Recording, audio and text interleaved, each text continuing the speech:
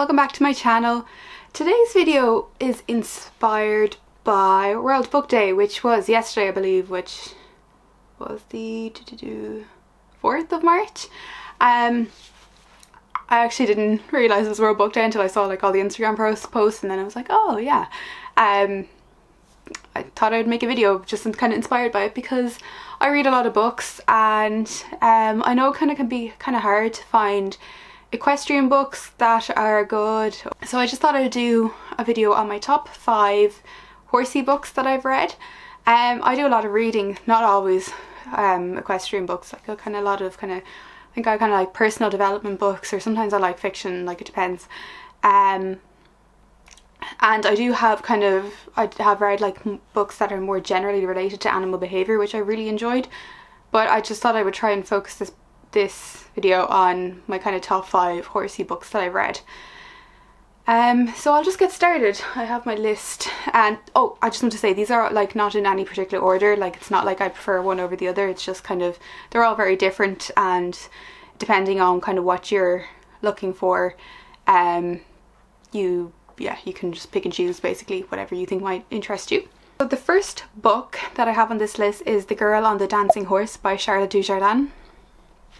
If you don't know who Charlotte is, you might be living under a rock, or I don't know, like you're obviously not interested in dressage. But obviously she's like a gold medalist, Olympic gold medalist in dressage.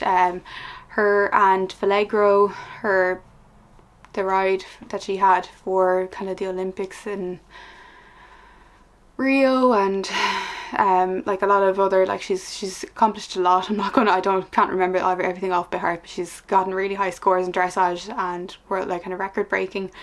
And basically it's just kind of her background, her kind of autobiography I suppose, and how she kind of got from, you know, like she did showing as a child, and like obviously she's always had a passion for horses, and how she kind of worked her way up to the point where she was a groom in Carl Hester's yard, and then was given the opportunity to have the ride on Vallegro, which obviously led her on to huge success. I really like this book because it's really well written. It's funny, but as well as that, I just kind of I like stories where it's like kind of, you know, like she had quite humble beginnings. Like she had ponies as a child, but she wasn't ever like really wealthy or really rich, or kind of, you know, had like private lessons. She kind of had built herself up by just sort of sitting on every horse that she had the opportunity to sit on, and just working really hard, and I really respect that. So I like books where it's kind of like that again, like kind of like the underdog, and then, you know, becomes like a huge success, and I kind of feel like that's Charlotte's story. And also it's kind of interesting to get an insight into what it must be like to compete in those massive competitions and massive horse shows, and as well as that kind of deal with how she kind of she got some sports psychology help and stuff kind of to do with like how she kind of manages her mind, and like just it was really interesting, really well written book, and yeah, I highly recommend it, particularly if you're into dressage. I suppose more so if you're into dressage. Moving on then, so this next book is one that I read I think just after I got Ruby, kind of when we were going through a difficult patch and we weren't really seeing eye to eye, and this was literally exactly what I needed to read, and it's called The Happy Horse by Tanya Kindersley. Hopefully I'm saying that name right.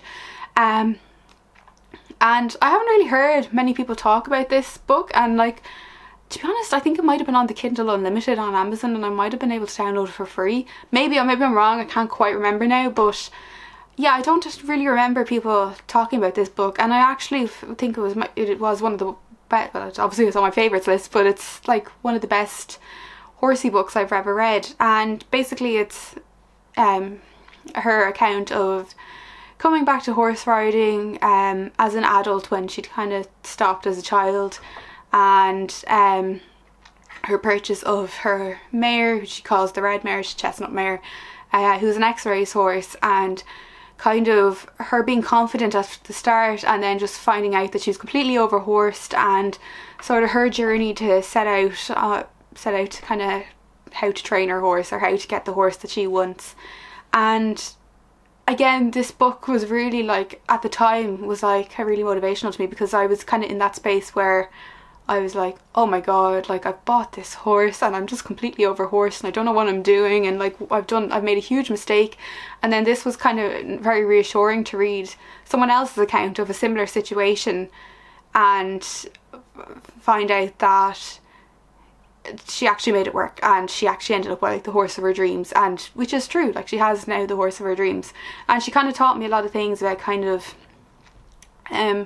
not bringing emotions to the, not bringing your kind of emotions or baggage to the field when you go to get your horse, or when you're working with your horse, to kind of be, you know, forget about things that happen during the day. They don't know that you've had a bad day, and if one day you're in a good mood and the next day you're in a bad mood because, I don't know, your bus was late and you got a snotty email at work, they don't know that.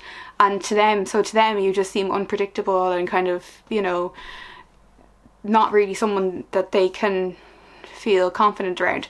So like just kind of little things like that kind of made sense to me, and I really got a lot of value from the book, I feel like. Now there are kind of, at the time I wouldn't have been kind of in the know about sort of animal behaviour and stuff, and kind of learning the learning quadrant and all that. So this book kind of, she does mostly refer to natural horsemanship, and natural horsemanship is obviously based on negative reinforcement, and again, no issue with negative reinforcement, but just I've kind of expanded kind of what way I like to train from. Like I do still use negative reinforcement, but I do think I use it kind of correctly, and then I also incorporate positive reinforcement as well, which she doesn't really mention in this book. So yeah, like it was really interesting read, really great read.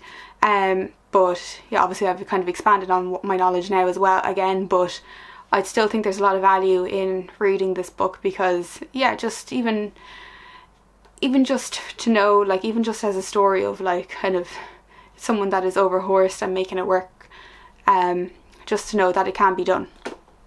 So the next book I read when I started to kind of delve more into the science of horse behaviour and animal behaviour, and it is more of a kind of factual book. Like it isn't one that you just kind of, it's not, I wouldn't say it's like an easy read, but I do think it's an important read for every horse owner, I would say. And it is Language, Signs and Calming Signals of Horses.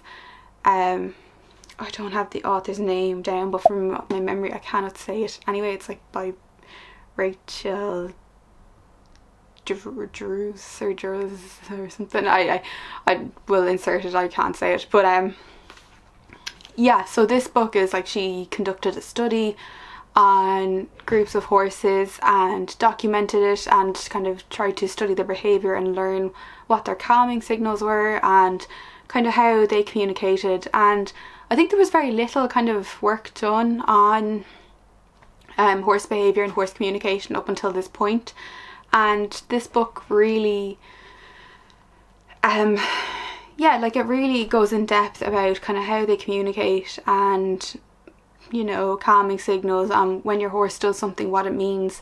And I remember after I read this book, I was like obsessed with watching Ruby's ears, because I just found it so fascinating, and like kind of goes into different ear positions, what they mean, and kind of different stances, and you know, yawning and stuff. And like even just little things, like there's a bit on it where it talks about kind of rolling, and you know, so a normal roll, when your horse goes for a roll, they like sniff the ground and paw and like kind of you know, get down, eventually find a nice spot and roll.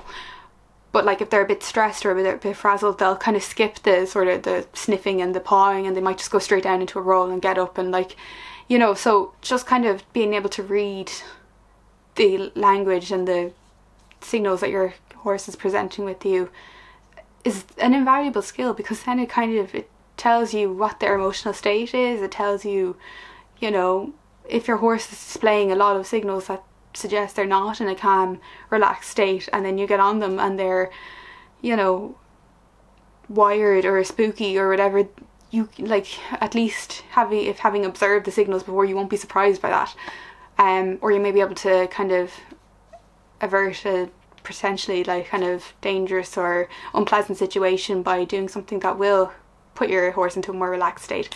So yeah, just really, really interesting book.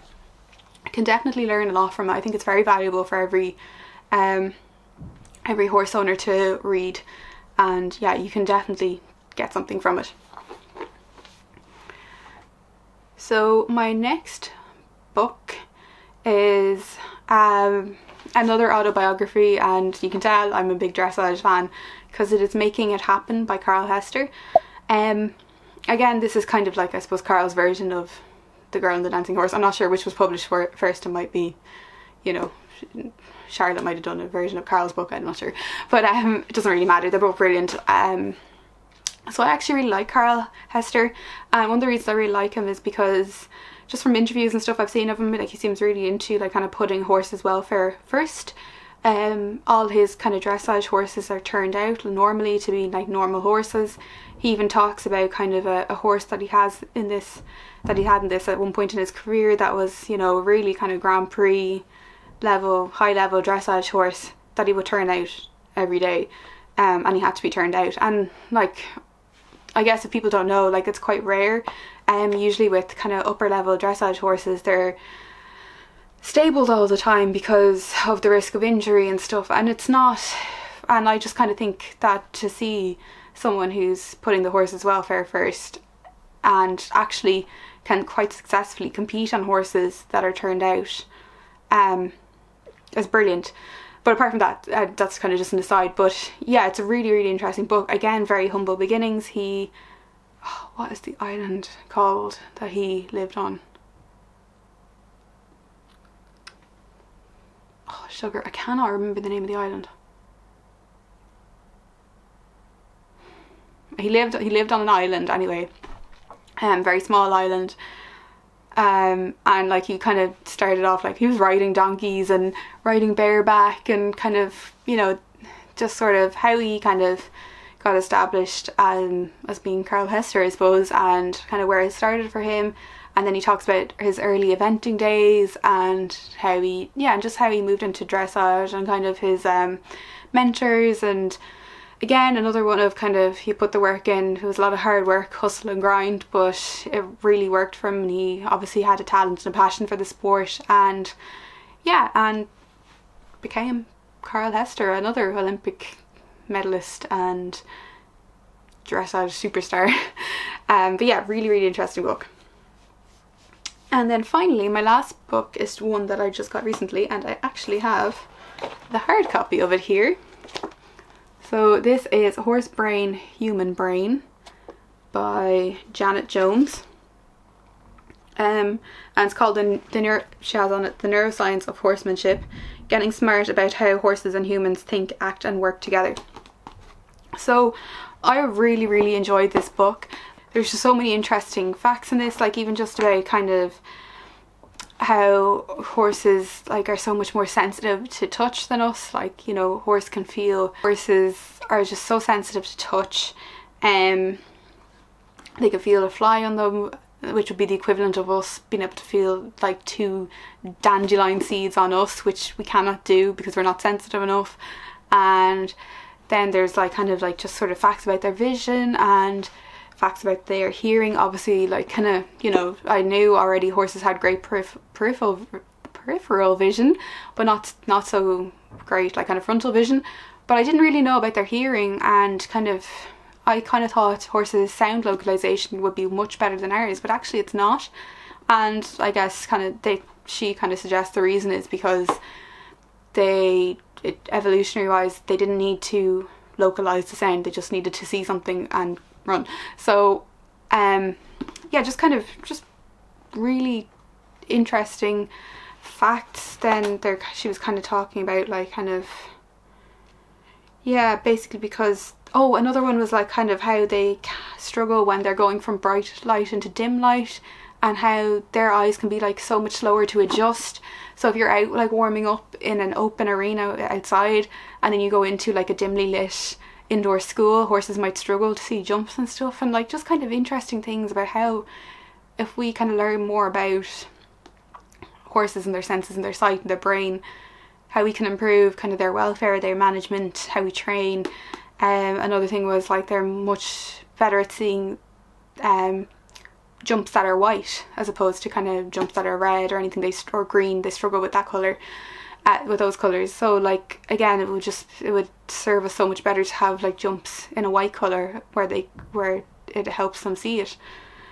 So yeah, just lots of really interesting information on how horses learn and the neural pathways, and then overall kind of it just gives you an appreciation for how cool it is that it's basically like two brains coming together, and like our human brain, our proprioception, our senses, all the information we're getting, and then putting it to, like, or, you know, kind of feeding it down into our horse and them kind of processing it. And it is really, really cool when you think about it. And like I just don't think we kind of, you know, step back and like actually appreciate the kind of wonder of it a lot. But anyway, I hope that's my 5 top equestrian books. I have more. I might do another one on just kind of general animal behaviour, and then I might do one kind of on sort of other books that I read that are not horsey or not kind of animal behaviour related, but I feel might have kind of helped me in those areas. But yeah, if you have any kind of suggestions on good horsey books to read, please leave them below, because I'm always looking for new things to read.